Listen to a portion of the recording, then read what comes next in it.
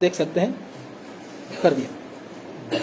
दुष्ट आत्माओं के द्वारा गाने प्रेरित है, कल हो या ना हो। इसका मतलब क्या करो, जो करना है आज ही कर लो, फिर बाद में मौका नहीं मिलेगा। यह सब दुष्ट आत्माओं के द्वारा प्रेरित जितने भी गाने, फिल्मी गाने हैं, दुष्ट आत्माओं की प्रेरणा से लिखे गए हैं। और प्रेरणा से इनकी क्या बनी है, धुन बनी है। और इसी धुन को लोग सुनकर क्या हो जाते हैं, वाह क्या गाना है, और लाइक देते हैं और शेयर भी करते कि नहीं करते। बड़ा अच्छे लगते हैं सुनने में। जब भी मूड खराब होता है लोग क्या गाने लगाकर बैठ जाते हैं। आजकल तो 24 घंटे, आजकल के लड़के क्या करते हैं, लड़कियां भी 24 घंटे कानों में, जैसे शुरू से ही ऐसे ही बनकर आए हैं, लगता है ना कभी कभी ऐसे ही लगा हुआ, इनके शुरू से ही ऐसे लगा, ये सुनते रहते हैं उसी में, किसी के साथ कोई बात नहीं, किसी के साथ किसी को सुनते भी नहीं। हमने क्या कर लिए, कान बंद कर लिए। अब जो आप मर्जी बोलते रहो, हम अपने माता पिता की भी नहीं सुनेंगे, हम अपने बड़ों की भी नहीं सुनेंगे। हमने क्या कर लिए, कान बंद कर लिए, जो मर्जी बोलो। तो शैतान भी क्या बोलता है, कल हो ना हो, अभी क्या कर ले, सब कुछ कर ले। इसलिए प्रभु का वचन क्या कहता है, ना दुष्टों की युक्ति पर चलता है और ना पापियों के मार्ग में, क्योंकि अगर खड़ा हो गया एक बार तो क्या हो जाएगा, उसका असर हो जाएगा। उनके बीच में खड़ा हुआ, मैं तो ऐसे ही खड़ा हूं, मैं तो क्या हूं, ऐसे खड़ा ही था।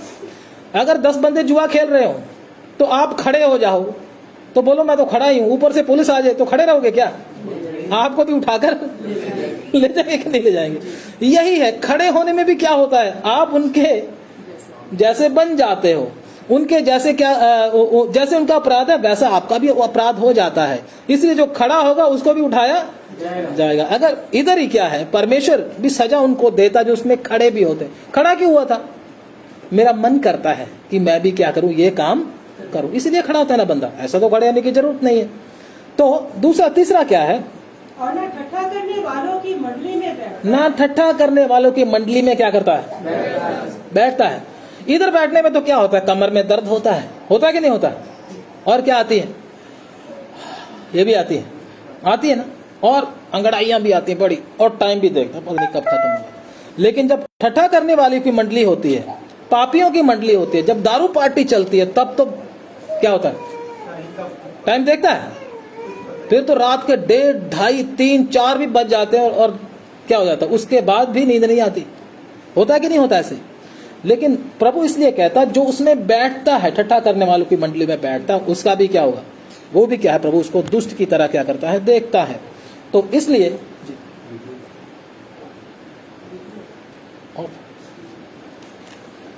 इतना तो होना वीडियो,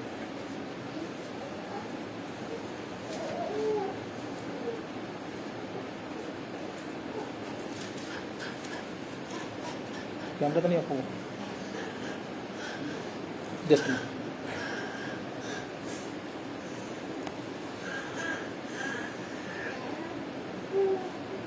हालेलुया, धन्यवाद, क्षमा करना।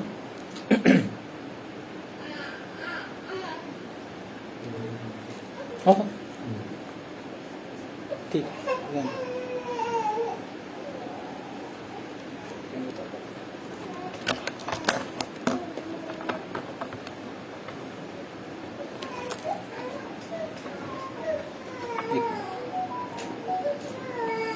देखो वीडियो है ना, आमीन। वीडियो ऑफ हो गया था, क्षमा करें। तो परमेश्वर का वचन क्या कहता है, ना ठट्ठा करने वालों की मंडली में बैठता है, परंतु 2 वचन पढ़े, परंतु वह तो यहोवा की व्यवस्था से प्रसन्न रहता है। उसको खुशी कहाँ मिलती है, यहोवा की। अगर आपको यहोवा की व्यवस्था से वचन सुनने में खुशी और आनंद नहीं मिलता है तो आप क्या है, आशीषित नहीं है, आप ब्लेस्ड नहीं है। तो आगे पढ़े, और उसकी व्यवस्था पर रात दिन ध्यान करता है, उसकी व्यवस्था पर रात दिन क्या करता है, ध्यान उसका किधर रहता है, उसकी व्यवस्था की ओर।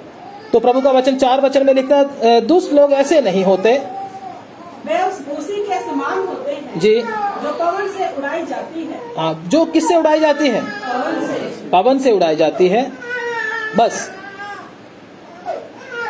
दुष्ट लोग कैसे होते हैं, प्रभु का वचन क्या कहते हैं, दुष्ट लोग कैसे होते हैं। दुष्ट लोग इतने हल्के होते हैं, थोड़ी सी भी मुसीबत थोड़ी सी भी मुश्किल उनके जीवन में अगर आ जाए तो क्या होता है, वो खड़े नहीं रह पाते हैं। अभी ध्यान दीजिए, दोबारा फिर बोलता हूं, दुष्ट लोग कैसे होते हैं? दुष्ट लोग उस हल्की वस्तु जिसको भूसी करके हिंदी में बोला गया, पंजाबी में इसको तूड़ी बोलते हैं, तूड़ी के समान, भूसी के समान होते हैं। हल्की सी हवा लग जाए, थोड़ी सी हवा लग जाए, हवा किसको बताती है? मुश्किलों को बताती है। घर में थोड़ी सी समस्या आ गई, पैसे की समस्या आ गई, थोड़ी सी बीमारी आ गई, तो मन क्या हो जाता है? चिड़चिड़ा हो जाता है।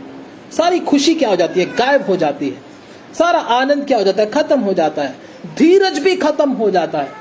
छोटी छोटी बात पर क्या आने लगता है? गुस्सा आने लगता है। तो प्रभु का वचन क्या कहता है? वो भूसी के समान होते हैं, वो तूड़ी के समान होते हैं। थोड़ी सी दिक्कत आ जाए, वो गए इधर और उधर, प्रभु से भी दूर चले जाते हैं, प्रभु के पीछे भी चलना फिर नहीं चाहते हैं। लेकिन जो धर्मी लोग होते हैं, मुश्किलों के बीच में भी क्या करते रहते हैं? खड़े रहते हैं। उनको कोई मुश्किल प्रभु से दूर कर नहीं सकती। वो बोलते हैं, कौन हमको मसीह के प्रेम से क्या कर सकता है? अलग। क्योंकि उनकी जड़ क्या होती है? मसीह में और मजबूत हो जाती है। इसलिए हमको इन दिनों में अपनी जड़ को मजबूत करने के लिए प्रभु ने हमको समय दिया है। याद रखना, अगर जड़ मजबूत नहीं हुई, थोड़ी सी हवा, थोड़ी सी मुश्किल जीवन में आएगी, आप बोलोगे मैं तो मसीह हूं ही नहीं, हम तो बचपन से ही क्या है, और जाति से हैं, हमारी तो जाति ये है भाई, हम नहीं मसीह मसूह, ऐसे करके बोलेंगे। आप मसीह को मसीह करके बोलेंगे, जुबानी क्या हो जाएगी? फिसल जाएगी। इसलिए अपनी जड़ को प्रभु में मजबूत करें। और नालियों के ऊपर मतलब रिवर्स, नदियों के ऊपर जिसकी जड़ लगी है, ये नदियां किसको बताती हैं? पवित्र आत्मा को बताती है। पवित्र आत्मा से जो व्यक्ति भरा रहता है, पवित्र आत्मा के चलाए जो चलता है, जितनी भी मुश्किल आए, वो हर समय फल देता है।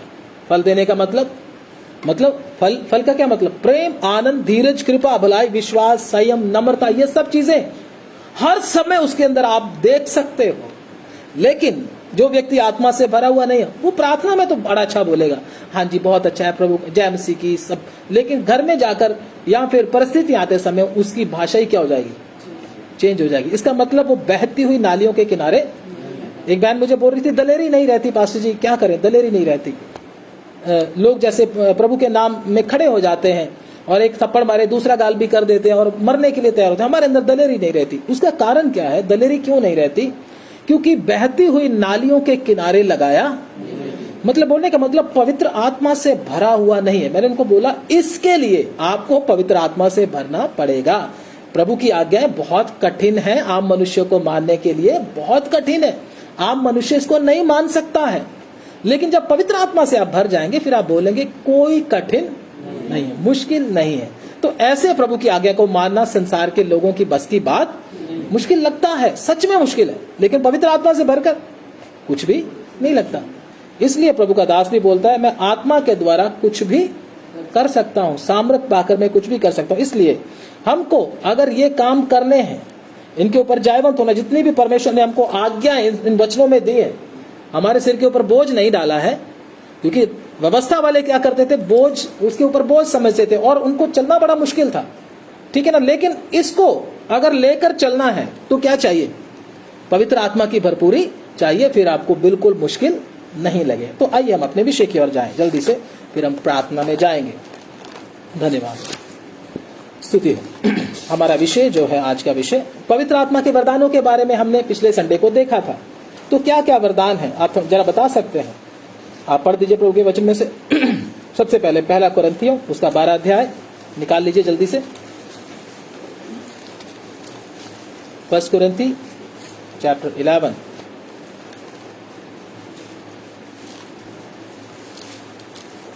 और उसका हमने कितना पढ़ा था? पढ़ दीजिए। वरदान तो कई प्रकार के हैं जी, परंतु आत्मा एक ही है। वरदान तो कई प्रकार के हैं, परंतु आत्मा कितने हैं? एक ही है। कितने आत्मा? एक ही आत्मा है। तो परमेश्वर देता है वो वरदान। हम आगे पढ़े। और सेवा भी कई प्रकार की है, सेवा भी कई प्रकार की है, परंतु प्रभु एक ही है। प्रभु कितने हैं? कितने हैं प्रभु? बाइबल में कितने लिखे हैं? 2 लिखे हैं, एक नहीं। यहीं से पकड़े जाते हैं हम लोग। 2 मालिक। पहला मालिक प्रभु, दूसरा मालिक धन। तुम दो मालिकों की सेवा नहीं कर सकते, एक ही करनी पड़ेगी। तो इसलिए दो मालिक हैं, एक मालिक धन, दूसरा मालिक प्रभु।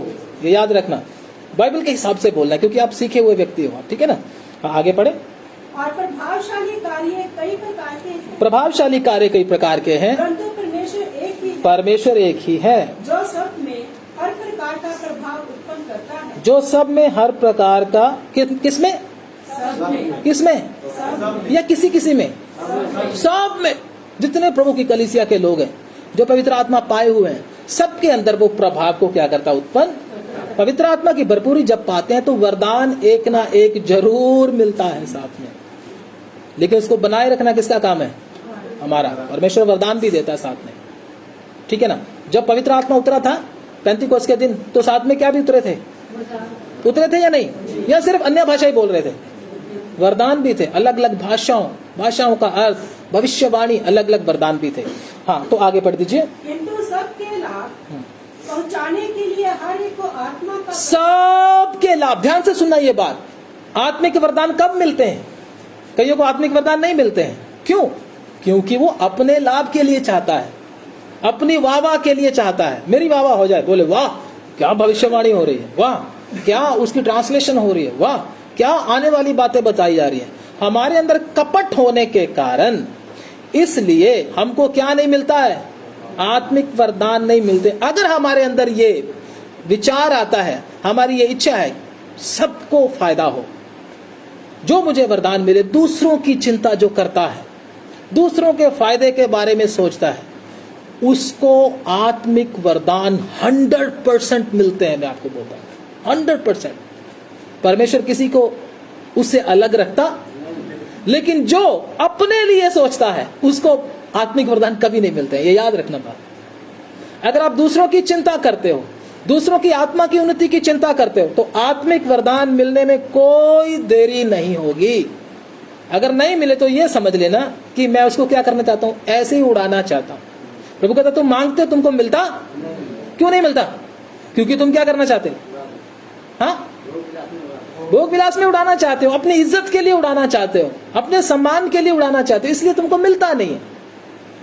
इसलिए सबसे पहले अपने मन को हम ठीक करें कि मैं, प्रभु आत्मिक वरदान मुझको चाहिए, लेकिन मेरे द्वारा किसकी उन्नति हो, दूसरे लोगों की उन्नति हो, दूसरे लोगों को क्या मिले, उद्धार मिले, फायदा मिले, आत्मा में उन्नति मिले। प्रभु मुझे कोई फायदा हो चाहे ना हो, दूसरों की चिंता जो करता है, आत्मिक वरदान उसी को मिलते हैं, और वो ही उसको पाने के क्या है, योग्य है, वही एलिजिबल पर्सन है, वही डिजायर उसको क्या है, उसी को क्या है परमेश्वर चाहता है कि इसी को मिले। अंदर से डिजायर होनी चाहिए। क्या डिजायर होनी चाहिए? मेरे द्वारा दूसरों को क्या मिल जाए, आशीष मिल जाए, ठीक है ना। आगे पढ़ दीजिए। किंतु सबके लाभ पहुंचाने के लिए हर एक को आत्मा का प्रकाश दिया जाता है। किसको आत्मा का प्रकाश किसको दिया जाता है? हर को लाभ पहुंचाने के लिए दिया जाता, तुमको लाभ पहुंचाने के लिए नहीं दिया जाता है। समझ रहे बात को? अगर आप चाहते हैं सबको लाभ मिले, सबको आत्मा की भरपूरी मिले, सबको बल मिले, तो क्या मिलेगा? आपको भी मिलेगा। एक बार क्या हुआ था मूसा के समय में, क्या हुआ था? यहोशू क्या बोल रहा था? कहता दूसरे क्या कर रहे हैं, सभी क्या कर रहे हैं, भविष्यवाणी कर रहे हैं। तो वो बोलता तुझे क्या दिक्कत है इसमें, ठीक है ना। परमेश्वर अगर किसी को दे रहा भविष्यवाणी का वरदान, किसी को आगे बढ़ा रहा, तो हमको कौन सी जलसी करनी चाहिए? हमको तो ये चाहिए और करें, दूसरे लोग भी क्या करें, प्रभु की सेवा करें, दूसरे लोग भी भविष्यवाणी करें, दूसरे लोग भी उसका अर्थ बताएं, दूसरे लोग भी आने वाली बातें बताएं। हम तो चाहते हैं। जो नहीं चाहता, जो कहता सिर्फ मैं ही करूं, मैं ही फ्रेम में आऊं, उसको कभी प्रभु देता। इसलिए हम अपने मन को क्या करें, जरा ठीक करें। आत्मिक वरदान हमसे दूर नहीं है। प्रभु अपने वायदे में कभी भी देर नहीं करता है। आगे पढ़ दीजिए जल्दी से। क्योंकि एक को आत्मा के द्वारा बुद्धि की बातें दी जाती हैं जी, और दूसरे को उसी आत्मा के अनुसार ज्ञान की बातें। बस इधर रुक जाइए। आत्मा के वरदान हमने सब पढ़े थे, ठीक है ना। जब परमेश्वर के लोगों ने, अब ध्यान से सुनिए, जब परमेश्वर के लोगों ने, पहली सदी के लोगों ने ये सोच लिया कि हमारे द्वारा लोग क्या पाए, उद्धार पाए, हमारे द्वारा लोगों को परमेश्वर का वचन पहुंचे, तो परमेश्वर ने उनको भी क्या कर दिया, आत्मिक वरदानों से, उनमें से एक पौलुस है। पौलुस क्या करता था? कलीसिया के लोगों को क्या करता था? मारता था, सताता था, उनको घसीट कर किधर लेकर जाता था? जेल खानों में लेकर जाता था। कौन? पौलुस। जब वो परमेश्वर के पास आया तो परमेश्वर ने उसको भी क्या कर दिया? आत्मिक वरदानों से भर दिया। एक वचन पढ़ लेंगे। परमेश्वर उनको बहुत सारे गिफ्ट दिए। हम पढ़ेंगे प्रेरितों के कार्य, उसका 14 अध्याय, उसका 8 वचन पढ़ेंगे। प्रेरितों कार्य 14 का 8, जल्दी से पढ़े क्योंकि समय समाप्त होता जा रहा है। प्रेरितों के कार्य 14 का 8। प्रभु ने बहुत से उनको वरदान।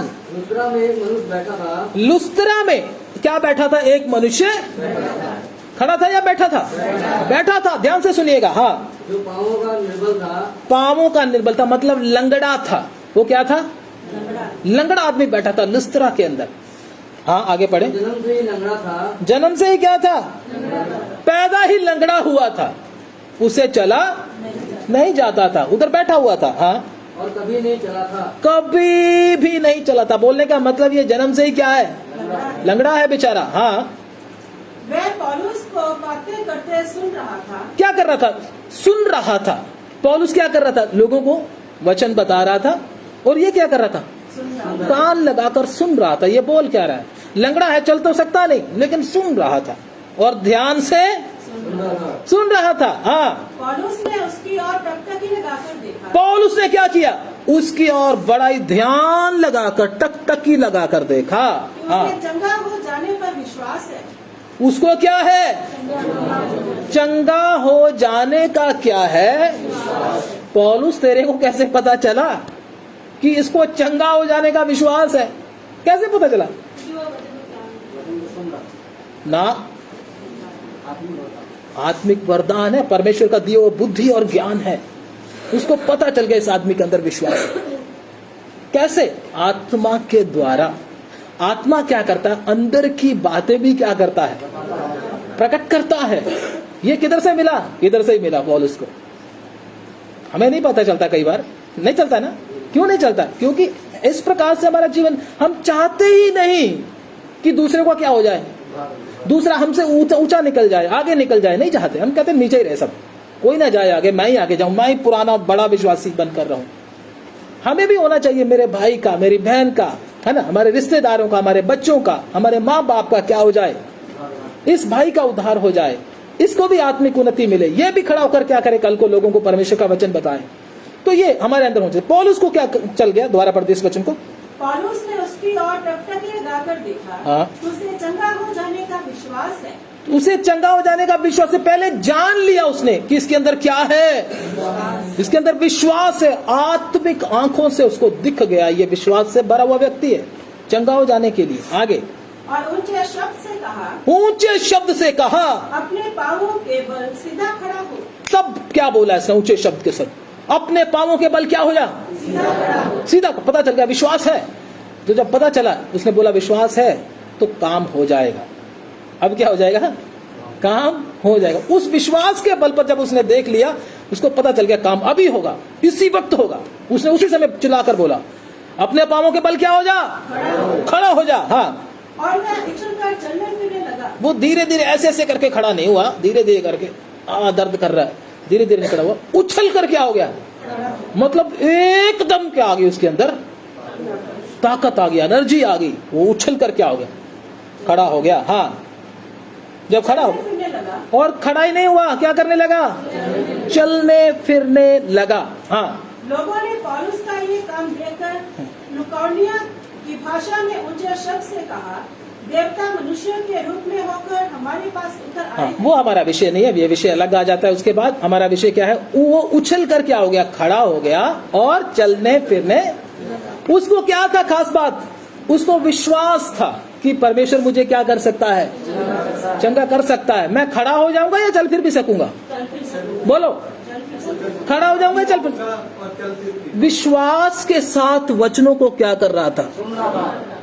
हम सुनते हैं कितना वचन हमने सीखा, कितना वचन हमने सीखा, अभी भी चला नहीं जाता है। चला जाता है? बोलो, अभी भी लंगड़े के लंगड़े ही। क्यों? विश्वास के साथ नहीं सुनते हैं।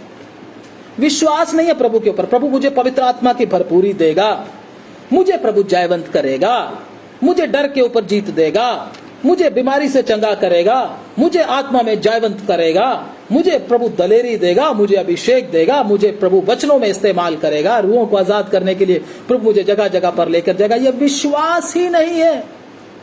बोलते पता नहीं होगा नहीं होगा, बस चलते रहो जैसे चल रहा है। प्रभु कहता ठीक है। फिर उसको विश्वास था कि मैं खड़ा हो जाऊंगा और चलूंगा फिरूंगा भी।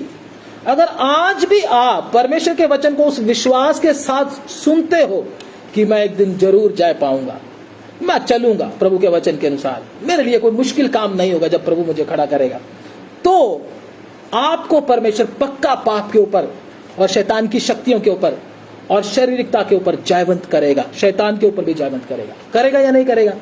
लेकिन इसमें सबसे बड़ी बात कौन सी आ जाती है? विश्वास के साथ सुनते हैं। हम कहानी की तरह सुनते हैं। हाँ जी, बड़ा जी पास्टर जी बड़ा अच्छा बता रहे हैं, चलो ठीक है जी, बड़ा मजा आ रहा है सुन के, इधर उधर की बातें, है ना, यही समझते हैं। अच्छा लग रहा है, अच्छा लग रहा है, सुनकर भी क्या बोलते हैं? अच्छा लग रहा है, अच्छा लगा, बड़ा अच्छा वचन था।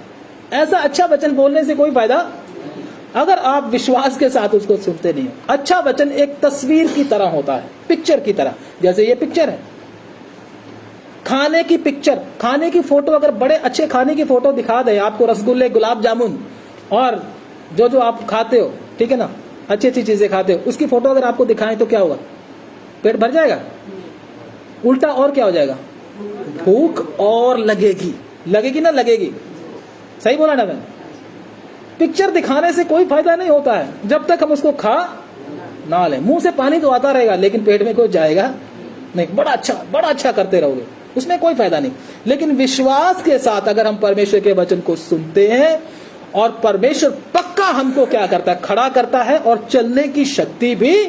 एक और वचन पढ़ के हम प्रार्थना करेंगे, ज्यादा लंबा हम नहीं जाना चाहते हैं। 8:9 प्रेरित तो काम 8:9। इससे पहले जी उस नगर में शमौन नामक एक मनुष्य था जी, जो जादू टोना करके सामरिया के लोगों को चकित करता। हाँ, उधर शिमोन नाम का क्या था? एक क्या था? शिमोन नाम का एक आदमी था, वो क्या करता था? जादू टोना करता था। क्या करता था? जादू करता था, लोगों के ऊपर टोना करता था। शिमोन नाम का जादूगर। हाँ, सामरिया के लोगों को चकित करता। सामरिया में रहने वाले लोगों को क्या करता था? क्या करता था? चकित, हैरान कर देता था। हाँ और अपने आप को एक बड़ा पुरुष बताता था। अपने आप को क्या बताता था? मैं बड़ा आदमी हूँ, मेरे जादू के द्वारा क्या हो जाता है? लोग चंगे हो जाते, भूत निकल जाते हैं, चमत्कार होते हैं। जादू दिखाता था, अपने आप को बड़ा आदमी करके क्या करता था? दिखाता था। हाँ, छोटे से बड़े तक सब उसका सम्मान कर कहते थे, ये मनुष्य परमेश्वर की वह शक्ति है जो महान कहलाती है। लोग क्या समझते थे? इसमें किसकी शक्ति है? किसकी शक्ति है? आज भी लोग क्या समझते हैं? बहुत सारों को इसमें किसकी शक्ति है? बड़े चंगे हो रहे हैं जी, फूक मारते थे, उड़ा देते हैं बंदे को, 10-10 हजार बंदा गिर जाता है, लंगड़े चलते हैं, है ना, अंधे देखते हैं, कैंसर वाले ठीक हो जाते हैं। बड़ा जी प्रभु का काम हो रहा, प्रभु का काम, प्रभु का काम। लेकिन आगे पढ़ो। उसने हाँ, बहुत दिनों से उन्हें अपने जादू के कामों से चकित कर रखा था। बहुत दिनों से क्या करके रखा हुआ था? अपने जादू के कामों से लोगों को हैरान करके रखा हुआ था। हाँ, इसीलिए वे उसको बहुत मानते थे। उसको मानते थे। उसकी फोटो भी लगाते होंगे शायद घर पे। ये हमारे पापा जी हैं, लगाते होंगे, पता नहीं। आगे, परंतु जब उन्होंने फिलिपुस का विश्वास किया, जब उसने फिलिपुस को देखा या मिला, हाँ, जो परमेश्वर के राज्य और यीशु के नाम का सुसमाचार सुनाता था। फिलिपुस क्या करता था? यीशु मसीह के राज्य का और सुसमाचार का करता था, लोगों को सुनाता था। हाँ, तो लोग क्या पुरुष क्या स्त्री बपतिस्मा लेने लगे। लोग क्या करने लगे? जब फिलिपुस ने जाकर पवित्र आत्मा से भरकर सुसमाचार प्रचार किया तो लोग क्या करने लगे? बपतिस्मा लेने लगे। उसका प्रभाव क्या होने लगा?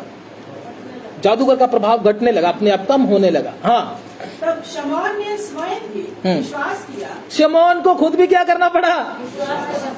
उसके सामने आकर घुटने टेकने पड़े। क्यों? किसकी सामर्थ है? कईयों को सामर्थ के काम करने का वरदान प्रभु ने दिया है। ये सामर्थ का काम है। जादूगरों को भी घुटने टकवाने का, बड़े बड़े जादूगरों, जो नामी जादूगर है, उनको भी घुटने टिकवा दिए। वो भी क्या करने लगे? विश्वास में आने लगे। हाँ, वह चिन्ह और बड़े बड़े सामर्थ के काम होते देखकर चकित होता था। हाँ, वो चकित होता था परमेश्वर के काम देखकर। बस, तो परमेश्वर ने उसको भी क्या कर दिया, उसका जीवन भी क्या कर दिया, बदल दिया सामर्थ के काम के द्वारा। उसने प्रभु की सामर्थ के द्वारा जब वचन बताया होगा, लोगों के द्वारा, लोग अपने द्वारा परमेश्वर ने अद्भुत काम जब किए होंगे, तो वो भी देखकर क्या हो गया, खुद चकित हो गया, इतना बड़ा जादूगर। तो परमेश्वर क्या करता, अपने लोगों के द्वारा सामर्थ के काम भी करता है। वचन में और आगे जाने का इतना समय नहीं है। परमेश्वर ने बरबस नामक जादूगर को भी क्या किया था, क्या किया था मालूम है? उनको भी क्या कर दिया था, घुटने टिकवा दिए थे प्रभु के वचन में। अगर हम देखते हैं तो उस पढ़ने का भी समय नहीं है, लेकिन हम प्रार्थना करने के लिए जा रहे हैं क्योंकि समय बहुत हो चुका है। इसलिए परमेश्वर हमको भी सामर्थ के काम करने की शक्ति देना चाहता है, ताकि बड़े बड़े, आजकल कितने बड़े बड़े जादूगर आ गए, देखा ना आपने, टीवी पे देखा होगा, यूट्यूब फेसबुक पे भी देखा होगा, क्या कर देते हैं, देखा ना, करते ना, देखा है या नहीं देखा, देखा है ना। तो परमेश्वर की सामर्थ से भरकर जब हम काम करेंगे, परमेश्वर उनके भी घुटने टिकवाएगा, लेकिन हमको क्या पाना, उसके लिए सामर्थ पाना है, आत्मिक वरदानों से भरना, आत्मिक वरदानों की धुन में हमको रहना है। अगर हमको आत्मिक वरदानों का कोई शौक नहीं है, फिर परमेश्वर हमको देगा नहीं। और आत्मिक वरदान कब मिलेंगे, दूसरों की उन्नति के बारे में जब हम सोचेंगे कि दूसरों को क्या मिल जाए, उद्धार मिल जाए, पापी लोग बचाए जाएं। हम अपनी धौंस जमाने के लिए अगर बोलते मैं उधर जाऊंगा, देखना लोग कैसे देखेंगे मुझे, वो नहीं, दूसरों को छुड़ाना चाहते हैं। दाऊद को इतना बल क्यों मिला था शेर को मारने का, बोलिए? भेड़ों की चिंता थी, भेड़ों को बचाना चाहता था, अपने प्राण को भी क्या कर देता था, वो दाव पर रख देता था भेड़ों को बचाने के लिए। इसलिए उसको शेर को मारने की ताकत किसने दे दी?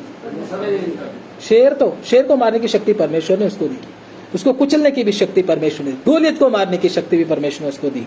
अगर आप शैतान को हराना चाहते, आप चाहते आपके पैर के नीचे शैतान आ जाए, तो आपको भी भेड़ों की, परमेश्वर के लोगों की क्या करना है, चिंता करना है। आप आत्मिक वरदान अपने आप मिलने शुरू हो जाएंगे। देखना, देखना ये इच्छा हमारे मन में आना चाहिए।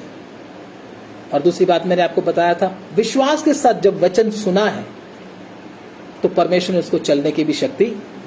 अगर आप भी परमेश्वर पे विश्वास करते हैं, परमेश्वर मुझे जयवंत करेगा, परमेश्वर मुझे स्वर्ग में सुरक्षित लेकर जाएगा, मुझे संभाल कर रखेगा, यह विश्वास करते हैं, तो आप पक्का उसके वचन के अनुसार चलेंगे। ये मत सोचना नहीं होगा, नहीं होगा, नहीं होगा। तो इन वचनों के द्वारा प्रभु आपको बहुत बहुत आशीष दे। आमीन। प्रार्थना करेंगे। हालेलुया, धन्यवाद, हालेलुया, धन्यवाद, स्तुति। सर्वशक्तिमान परमेश्वर की स्तुति करें, राजाओं के राजा का धन्यवाद करें। परमेश्वर हमको देना चाहता है, लेकिन हमने जब मांगना है तो कपट के साथ नहीं, भोग विलास में उड़ाने के लिए नहीं, बल्कि दूसरों की उन्नति के लिए। जब हम दूसरों की उन्नति के लिए मांगते हैं तो हमारा परमेश्वर निश्चय हमको देता है। दूसरों को दिया है, हमको भी देगा, देना चाहता है। आइए आज से हम प्रभु के चरणों में बैठना शुरू करें, आत्मिक वरदानों की खोज में रहें। परमेश्वर इन अंतिम समय में सामर्थ के काम करना चाहता है। हालेलुया। विश्वासी, क्या तू तैयार है इसके लिए? हाँ, कलीसिया के जाने से पहले परमेश्वर इस धरती को हिलाएगा, अपनी सामर्थ को प्रकट करके दिखाएगा। Hallelujah, hallelujah. इजराइलियों के मिस्र में निकलने से पहले पहले परमेश्वर ने मिस्र को हिला दिया। हालेलुया।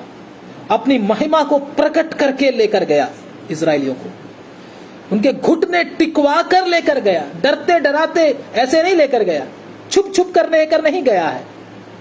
उनके घुटने टिकवा कर, अपनी सामर्थ का लोहा मनवा कर वो इजराइलियों को मिस्र से निकाल कर लेकर गया। उनको मालूम हो गया था यहोवा परमेश्वर है, आकाश और सृष्टि को बनाने वाला। अभी भी परमेश्वर कलीसिया के जाने से पहले पहले ये कार्य करना चाहता है। कुछ पात्रों को वो ढूंढ रहा है तो उसके चरणों में बैठकर सामर्थ को पाए।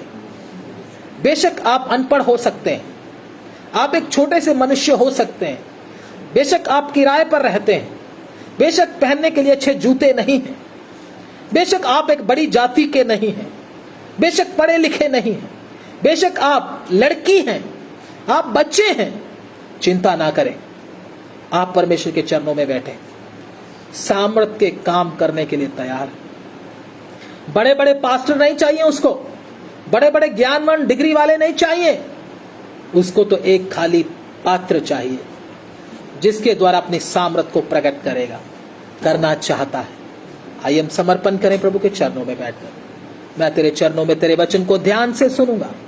मुझे विश्वास है जैसे वो लंगड़ा उठकर चलने लगा, मैं भी उठकर चलने लगूंगा। हालेलुया। तेरे वचनों पर, तेरे पद चिन्हों पर मैं भी चलूंगा। जिस प्रकार से तेरे दास पौलुस ने उसके अंदर के विश्वास को देखकर उसको बोल दिया, उठकर खड़ा हो जा। प्रभु इस प्रकार तू मुझे भी इस्तेमाल करेगा। Hallelujah, hallelujah. धन्यवाद हो। हालेलुया। उस जादूगर को प्रभु के चरणों में लेकर आने की सामर्थ तू मुझको देगा। आज भी कितने जादूगर, कितनी शक्तियां काम कर रही हैं, अद्भुत काम दिखा रहे हैं, लोगों को हैरान कर रहे हैं, ये कैसे हो रहा है करके। लेकिन अगर आप प्रभु के चरणों में सामर्थ पाएंगे, प्रभु उनके घुटने टिकवाने के लिए तैयार है। हालेलुया। हम प्रार्थना करेंगे। धन्यवाद, स्तुति, धन्यवाद। सर्वशक्तिमान पिता धन्यवाद देते पिता तेरे वचन को प्रभु जी आपने दिया है। पिता वचन तेरा है, हम भी आपके हैं। हम में से प्रत्येक जन को पवित्र आत्मा की शक्ति से भरकर हर प्रभु जी कठिनाइयों के ऊपर, पाप के ऊपर, शैतान के ऊपर जयवंत होने के लिए कृपा दे। तेरा वचन हृदयों में 100 गुना फल लेकर आए। जो भी सुने प्रभु पवित्र आत्मा के वरदानों की लोच में रहे, उधर स्वर्गीय वस्तुओं के उसका ध्यान हो जाए और सामर्थ पाकर खड़ा हो जाए। तेरे हाथों में सौंपता हूं। अंतिम दिनों में खुदावंद आप कार्य करे। तेरी सारी कलीसिया तुझ में उन्नति पाए।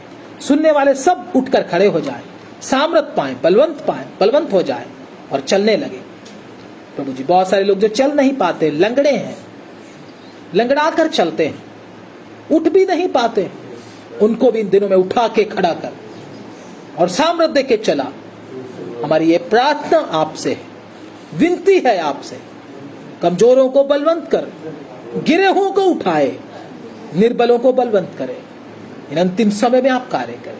आपके हाथों में सब बातों को सौंप दे। सब जनों को आशीष दे, यीशु मसीह के नाम में आमीन। अब हमारे खुदावंद प्रभु यीशु मसीह का फजल, पिता परमेश्वर का प्रेम, पवित्र आत्मा की सभा और संगति इस झुंड के साथ, तमाम प्रभु के संतों के साथ हमारे खुदावंद यीशु मसीह की आमद तक होता रहे। आमीन, आमीन। सबको जय मसीह की। प्रभु आप सबको बहुत बहुत आशीष दे। God bless you.